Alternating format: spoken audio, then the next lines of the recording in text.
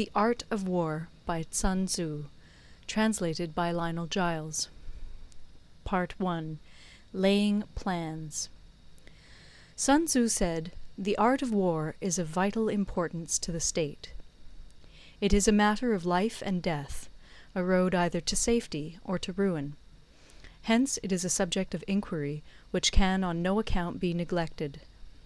The art of war, then, is governed by 5 constant factors, to be taken into account in one's deliberations when seeking to determine the conditions obtaining in the field. These are 1. The moral law, 2. Heaven, 3. Earth, 4.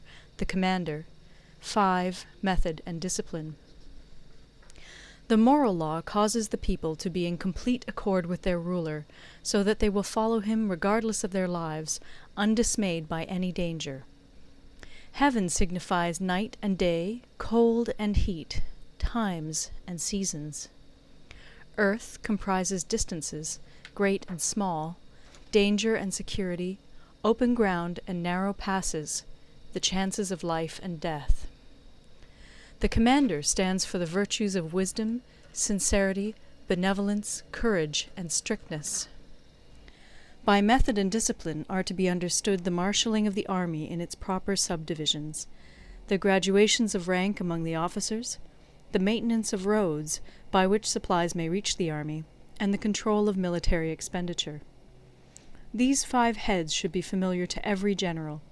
He who knows them will be victorious. He who knows them not will fail.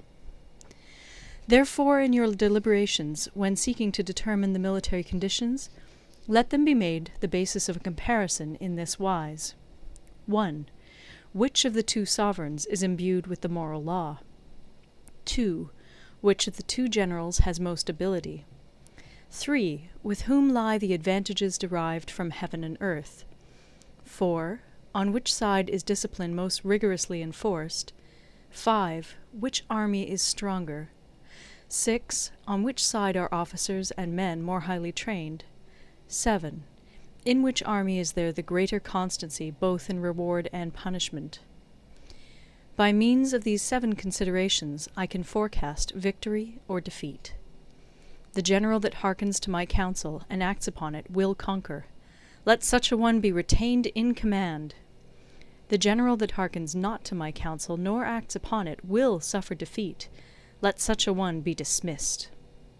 While heeding the profit of my counsel, avail yourself also of any helpful circumstances over and beyond the ordinary rules. According as circumstances are favourable, one should modify one's plans. All warfare is based on deception. Hence, when able to attack, we must seem unable. When using our forces, we must seem inactive. When we are near, we must make the enemy believe we are far away. When far away, we must make him believe we are near. Hold out baits to entice the enemy, feign disorder, and crush him. If he is secure at all points, be prepared for him. If he is in superior strength, evade him. If your opponent is of choleric temper, seek to irritate him. Pretend to be weak, that he may grow arrogant. If he is taking his ease, give him no rest. If his forces are united, separate them. Attack him where he is unprepared. Appear where you are not expected. These military devices, leading to victory, must not be divulged beforehand. Now the general who wins a battle makes many calculations in his temple ere the battle is fought. The general who loses a battle makes but few calculations beforehand. Thus do many calculations lead to victory, and few calculations to defeat. How much more no calculation at all? It is by attention to this point that I can foresee who is likely to win or lose. End of Part 1. Part 2. Waging War. Sun Tzu said, "In the operations of war, where there are in the field 1,000 swift chariots, as many heavy chariots, and 100,000 mail-clad soldiers, with provisions enough to carry them 1,000 li, the expenditure at home and at the front, including entertainment of guests, small items such as glue and paint, and sums spent on chariots and armour, will reach the total of 1,000 ounces of silver per day. Such is the cost of raising an army of 100,000 men. When you engage in actual fighting, if victory is long in coming, then men's weapons will grow dull and their ardour will be damped. If you lay siege to a town, you will exhaust your strength. Again, if the campaign is protracted, the resources of the state will not be equal to the strain. Now, when your weapons are dulled, your ardour damped, your strength exhausted, and your treasure spent, other chieftains will spring up to take advantage of your extremity. Then no man, however wise, will be able to avert the consequences that must ensue. Thus, though we have heard of stupid haste in war, cleverness has never been seen associated with long delays.